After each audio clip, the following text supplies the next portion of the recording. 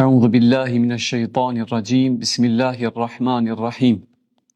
الحمد لله وحده والصلاة والسلام على من لا نبي بعده. Falënderojmë Allahun xhalla shanuhu, salatë, selamet për zemërta I dërgojmë të dashurit ton Muhammed Mustafa alayhi salam, shokëve të tij dhe gjithë ummetit të tij. Falënderojmë Allahun xhalla shanuhu që na ka bërë pjesëtar të fesë islame dhe na ka dhënë mirësi dhe mundësi të shumta. E falenderojmë Allahun xhalla shanuhu që po na e bën të mundshme të jetojmë këtë ditë të bukura dhe të bekuara të këtij muaji të Ramazanit, me shpresë që Allahu xhalla shanuhu çdo vepër të mirë të cilën e veprojmë, Allahu xhalla shanuhu na e pranoj, dhe çdo mëkat të cilën e kemi bën, Allahu xhalla shanuhu na e falë,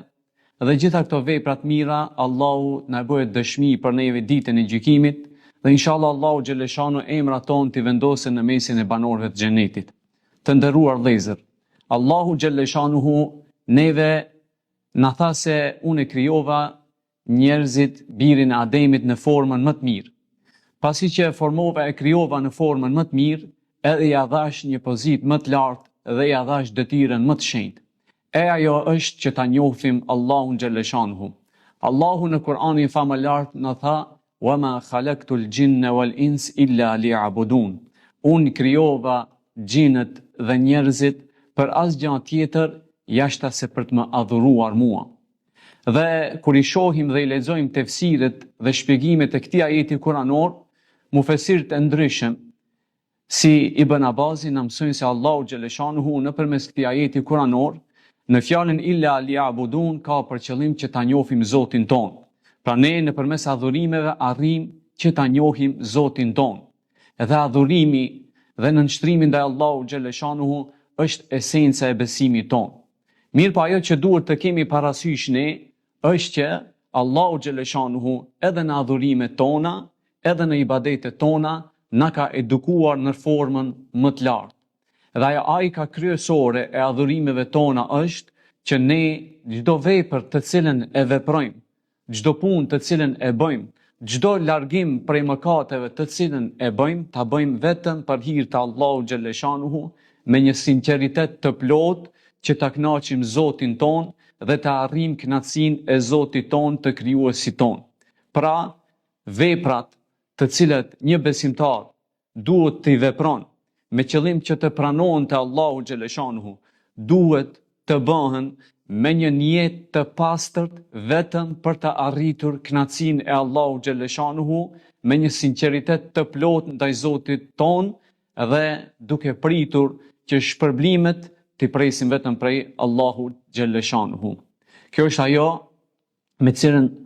Islami neve na ka edukuar, Allahu xhalla shanuhu na ka edukuar dhe na ka mësuar dhe na ka tërheqë vërejtjen Muhammed Mustafa alayhi salam në shumë hadithet e tija, po një prej haditheve të forta që është e njohur për gjithë neve është hadithi ku pejgamberi alayhi salam na drejtohet dhe na thot: "Innamal a'malu binniyat", veprat tona do të vlerësohen në bazë të niyetit, në bazë të qëllimeve për cilën I veprojmë. Në qoftë se kemi bën një vepër për hir të Allahu xhalla shanuhu, shpërblimet e asaj vepre, mirësitë e asaj, bereqetin e asaj vepre do ta gjejmë te Allahu xhalla shanuhu. Por në qoftë se një vepër të caktuar e kemi bë duke pas ndonjë vezvese tjetër, duke pas ndonjë qëllim tjetër, duke na ndryshu qëllimet tona, shejtani I mallkuar, pavarësisht për çka, ose në zemrat tona duke pas ndonjë dëshirë për të arritur prej famës së kësaj dunjaje, Allahu xhalla shanuhu këto vepra nuk do t'i pranojë. Nëse dëshirojmë të bëjmë një përkufizim apo një definicion duke u bazuar në ajetet kuranore, kur është në pyetje sinqeriteti të cilën duhet ta kemi ndaj Allahu xhalla shanuhu, kemi ajetin kuranor ku Allahu xhalla shanuhu na drejtohet dhe na thot: "Kul inna salati wa nusuki wa mahyaya wa mamati lillahi rabbil alamin." Thuaj, namazi im, jeta ime, vdekja ime, të gjitha janë për hir të Allahu xhalla shanuhu. Çdo sende jona duhet të jetë për hir të Allahu xhalla shanuhu, duke u larguar nga syfatësia, duke u larguar nga dëshirat apo egoja jon, apo qëllimet e ndryshme të kësaj bote. Por ne duhet ta kemi qëllimin të arrijmë kënaqësinë e Allahu xhalla shanuhu dhe me veprat tona të jetë I kënaqur Allahu xhalla shanuhu. Pejgamberi alayhi salam një ditë, duke qëndruar me shokët e vet, ju drejtua atyre për t'i këshilluar duke u thonë, o shokët e mi, ajo për çka frigohem unë më së shumti për umetin tim, është shirku i vogël. I thanë, ja Rasulullah, apo na tregon se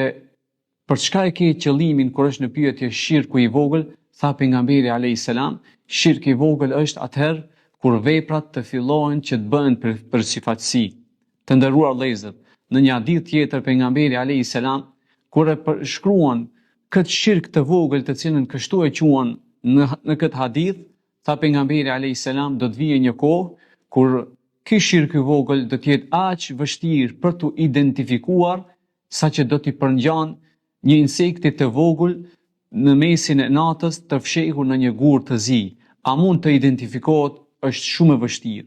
Prandaj tha pejgamberi alayhis salam, keni kujdes dhe në vazhdimsi kontrolloni zemrat tuaja duke kërkuar falje te Allahu xhaleshanu. Mendoj se ajo kohë për të cilën na paralajmëroi Muhammed Mustafa alayhis salam është kjo kohë në cilën jetojmë ne, në këtë kohë të materializmit, kohë e cila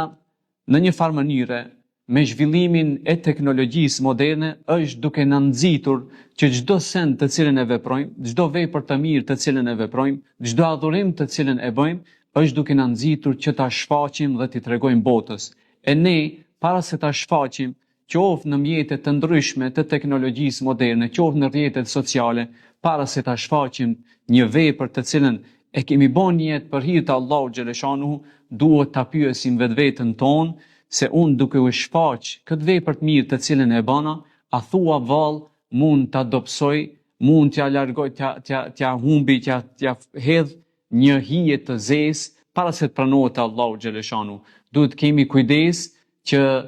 kënaqësinë, shpërblimin e çdo vepre të cilën e veprojmë ne, ta presim prej Allahu xhaleshanuhu, se Allahu xhaleshanuhu është ai i cili na shpërblen në format më të mira edhe më të bukura. Shembull për këtë çështje janë padyshim se sahabët, shokët e pejgamberit alayhis salam, po edhe vetë Muhammed Mustafa alayhis salam, të cilët ishin të kujdesshëm deri në maksimum që çdo vepër të cilën e bëjnë, ta bëjnë për hir të Allahut xhaleshanuhu, ta bëjnë për të arritur kënaqësinë e Allahut xhaleshanuhu dhe ta bëjnë për të arritur kënaqësinë e krijuesit të tyre. Hazreti Omeri ishte një person i cili ishte shembull në këtë aspekt, por edhe gjithë sahabët tjerë. Hazreti Omeri ishte prej personave i cili ishte i njohur për nga dordhonja dhe bamirësia e tij. Një ditë e thërrën që ta ndërton një bunar, një pust në një vend ku banorët e një lagje kishin nevojë për ujë të pishëm. Dhe Hazreti Omeri e mori këtë iniciativë që ta ndërtoi këtë pust në atë vend. Pasi që ndërtoi, filluan që banorët e asaj lagje ta përmendin Hazreti Omerin me fjalë të mira duke e lavdruar për veprën të cilën e kishte bën. Hazreti Omeri kur ndëgjoi se banorët e lagjes kishin filluar që ta lavdrojnë Hazreti Omerin dhe t'ja lavdrojnë atë vepër të mirë të cilën e kishte vepruar, ai vendosi që më asnjëherë mos të kalojë nga ajo lagje me qëllim që mos të largohet niyeti, qëllimi i tij, apo mos të përzihet niyeti i tij të cilën e kishte vepruar për të arritur kënaqësinë e Allahut xhaleshanu. Ky është model i mirë, por edhe kemi modele të shumta të cilat neve duhet na mbajnë të gjallë kur është në pyetje qëllimi për të arritur kënaqësinë e Allahut xhaleshanuhu, qëllimi për të arritur razinë e krijuesit ton. Jemi në muajin e bekuar të Ramazanit, në këtë muaj që është një shkollë në vete, e cila na jep mësime të shumta, na edukon shpirtrat tanë, na edukon zemrat tanë, e një prej mësimeve me cilat na vjen ky muaj i bekuar i Ramazanit është edhe mësimi shumë i rëndësishëm për neve muslimanëve, e që është mësimi i sinqeritetit. Ky muaj na edukon neve se si duhet që duket një person i cili veprat e tija i kryen për të arritur kënaqësinë e Allahut xhaleshanu. Një njeri i cili qëndron i urritur prej imsakut deri në iftar, larg çdo vepre që Allahu xhaleshanu ja ndaloi vetëm për hir të Allahut xhaleshanuhu, ai e mëson shpirtin e vet, e edukon shpirtin e tij që edhe veprat tjera t'i kryen për të arritur kënaqësinë e Allahut xhaleshanuhu dhe për të pritur shpërblimin e Allahut xhaleshanuhu. Ne si njerëz, si rob të Zotit Allahu xhaleshanu na sprovoi me armiq të ndryshëm që janë sprov për neve dhe besimin ton. Allahu xhaleshanu e bëni sprov për neve edhe shejtanin e mallkuar. Dhe Allahu xhaleshanuhu tha se shejtani i mallkuar do të mundohet që t'i devijojë njerëzit jashtë atyre njerëzve të cilët veprat e tyre i kryejnë për të arritur kënaqësinë e Allahu xhaleshanu. Pra në qoftë se ne në besimin ton, në imanin ton, në kryerjen e veprave tona, kemi një sinqeritet të plotë ndaj Allahu xhaleshanuhu, kemi një qëllim për të arritur kënaqësinë e Allahu xhaleshanuhu, do të jemi shumë të fuqishëm në sprovat ndaj kësaj dunjaje, po do të jemi shumë të fuqishëm edhe ndaj vezvesjeve me të cilat na cit shejtani i mallkuar. Allahu xhaleshanuhu thot nëpërmes një hadithit pejgamberit alayhis salam se Allahu nuk shikon